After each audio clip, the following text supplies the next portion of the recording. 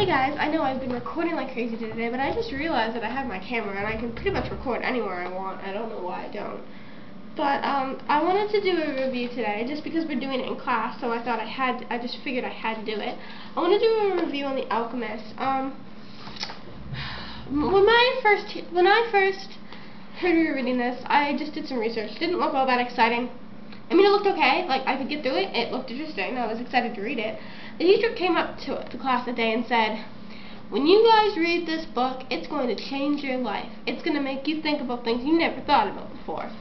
And of course, right? I just thought, yeah, right. When a teacher says that to you, I mean, she's always full of herself anyway. She's always just like, this is going to be a fun lesson, and it always ends up being terrible. She's very enthusiastic, so I thought, she can't be serious, right? It's just a book. And while I love to read, I never think of a book, I can think of a book making you cry and stuff like that, but I can never think of a book changing your life.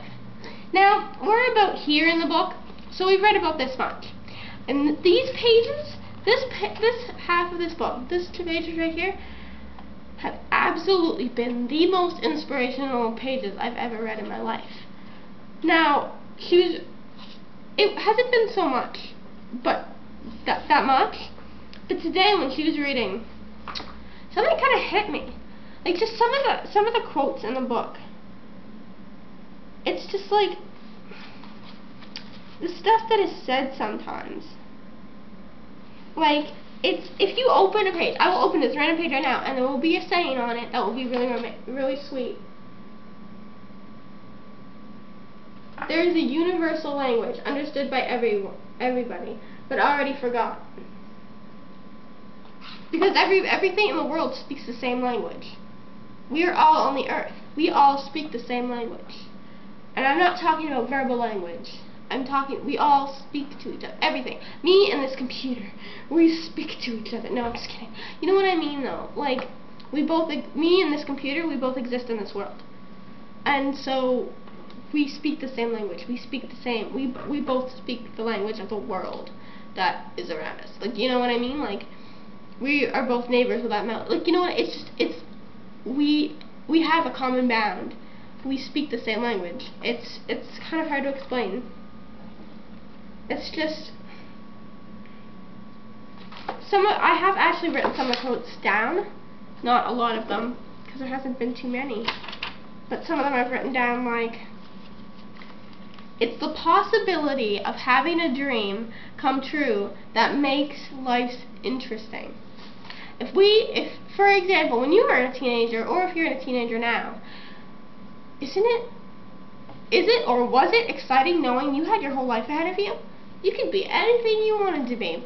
Or did you have a dream that you thought, I can make this happen. I'm still young. I can do what I want and I can make this happen. Did that ever amaze you or excite you or make life interesting? If you got to that goal, are you now just like, I can't believe I did it. I wanted to do this as a teenager and I've accomplished it. It's the simple things in life that are the most extraordinary. Which is true. We take stuff like our taste and our tongue, like our taste and our sense of smell and our ears, hearing. We take all that for granted. But what if we didn't have all this stuff? Exactly. It's called the principle of favorability, or beginner's luck. Because life wants you to achieve your goal. Life, you and the world or life is on your side. You may think, I want to be a cook, but your heart is saying no, but you ignore it. You're just like, no, this isn't what I want to be.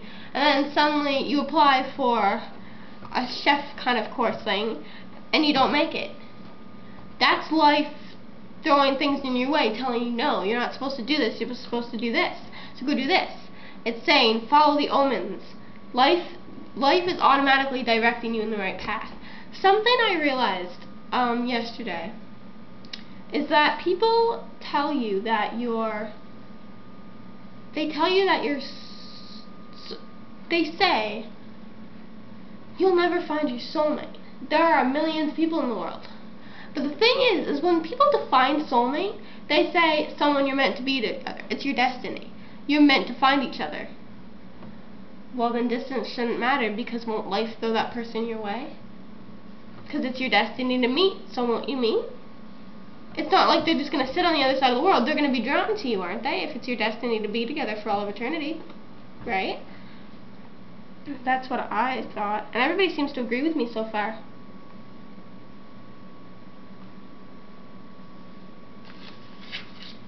Someone said something about the pyramids in the book. They said, the pyramids are just a pile of stones. You could build one in your backyard. And I thought that was kind of interesting, because you can't. Something that amazing and majestical, you just can't build.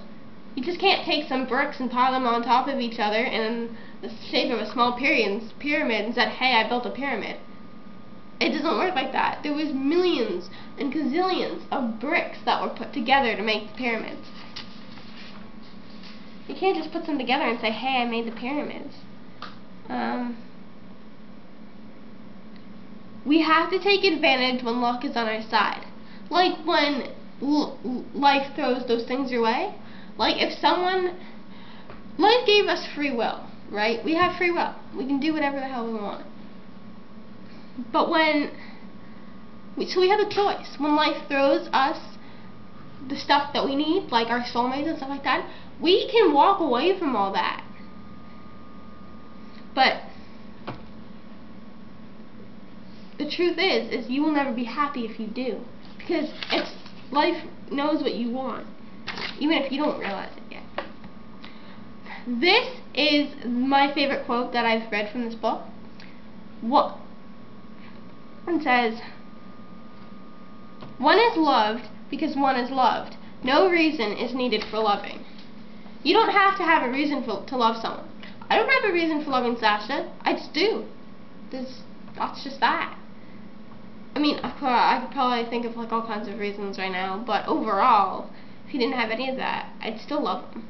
It's just, I don't have a reason. I just do, right? And just basically in generality, this book has a lot of sweet things that has been said. It's just, for example, the boy in this, the main boy, is talking to the desert. Not like like the desert doesn't speak, but you know what I mean? Like the way the desert moves and the wind and stuff, he can kind of tell what the desert is saying, right? Like if he can kind of perceive things, like because they speak the same language, universal language, because they are in the same world.